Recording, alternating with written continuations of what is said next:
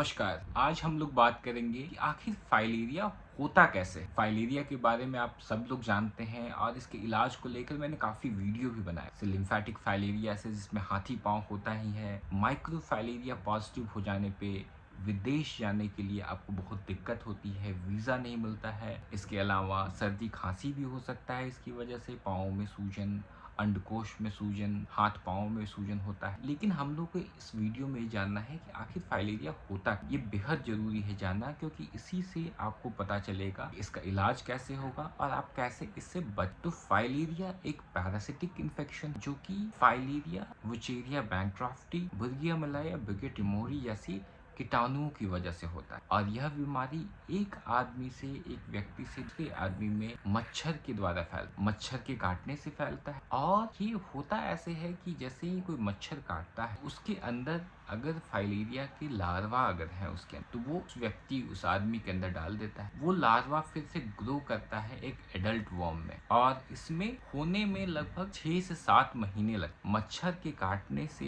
एक adult worm बनने में, एडल्ट कीटाणु बनने में लगभग 6 से 7 महीने लगते। और एडल्ट कीटाणु मेल और फीमेल जब बन जाते हैं फाइलेरिया के, तो वो जब उनके जब अंडे होते हैं, वो जब माइक्रोफाइलेरिया जब प्रोड्यूस करते हैं, तो वो मिलियंस में करते हैं, लाखों में माइक्रोफाइलेरिया करते हैं। एक एडल्ट वर्म लाखों माइक्रोफाइलेरिया निकालता। और ये माइक्रोफाइलेरिया एडल्ट वर्म जो होते हैं ये आपके लिम्फेटिक चैनल्स में रहते। वहीं जो माइक्रोफाइलेरिया जो निकलते हैं, जो लाखों की संख्या में, वो आपके लिम्फेटिक चैनल से निकल के ब्लड में आ जाए। तो फिर मच्छर अगर आप फिर से दोबारा अगर आपको काटता है तो माइक्रोफाइलेरिया को भी वो ले लेता है, माइक्रोफाइलेरिया को इंजेस्ट कर लेता है। उससे माइक्रोफाइलेरिया आपके शरीर से मच्छर के पेट में चला जाता है। और मच्छर के पेट में जाने के बाद वो माइक्रोफाइलेरिया लार्वा के स्टेज में बदल, फर्स्ट स्टेज, सेकेंड स्टेज और थर्ड स्टेज लार्वा में बदल। और यही लार्वा फिर मच्छर दूसरे किसी व्यक्ति में अगर काटता है तो उस व्यक्ति को इन्फेक्ट कर सकता है। और फिर से यही प्रोसेस शुरू हो जाता है। वो लार्वा एडल्ट वर्म में बनता है, फिर एडल्ट वर्म मेट करते हैं और फिर माइक्रोफाइलेरिया,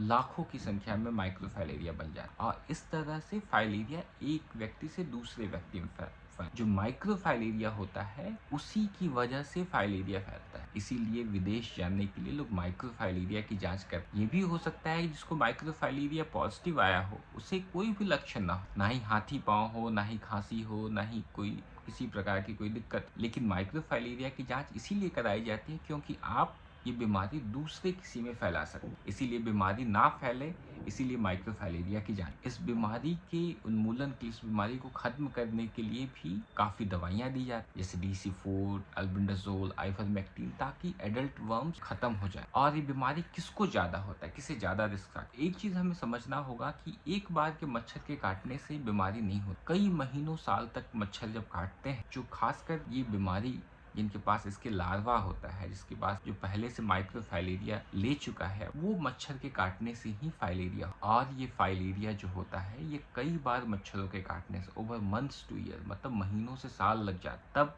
ये फाइलेरिया। और एक बार जब लार्वा मच्छर के काटने के बाद आपके शरीर में जब आता है तो उसके बाद भी 6 से 7 महीने लगते हैं एडल्ट वर्म्स बनने। तो इसमें काफी समय लगता है, इसीलिए इसके इलाज में काफी समय लगता है। जो एंटीबॉडी, कई बार पेशेंट्स पूछते हैं कि मेरा माइक्रोफाइलेरिया एंटीजन पॉजिटिव है, मेरा एंटीबॉडी पॉजिटिव आया। तो जब भी बॉडी में कोई इन्फेक्शन होता है तो बॉडी एंटीबॉडी बनाती। सबसे शुरू में IgM एंटीबॉडी बनता है, फिर उसके बाद IgG एंटीबॉडी बनता है, और ये धीरे धीरे एंटीबॉडी खत्म होती है। एडल्ट वर्म्स खत्म होते हैं, माइक्रोफाइलेरिया खत्म। अलग अलग दवाइयाँ हैं, जैसे कि डाइथाइल कार्बामाजिन है, अल्बेंडाजोल है, आइवरमेक्टिन है, जो कि फाइलेरिया के सारे स्टेज, जैसे कि एडल्ट वर्म्स हो गए, माइक्रोफाइलेरिया हो, उस पर काम करता है, उसको ख़त्म करता है। अलग अलग दवाइयाँ अलग अलग कीटाणुओं के लिए बने हुए हैं। पेशेंट्स के लक्षण के हिसाब से इस बीमारी का इलाज किया जाता है और ये बीमारी ठीक हो जाता है।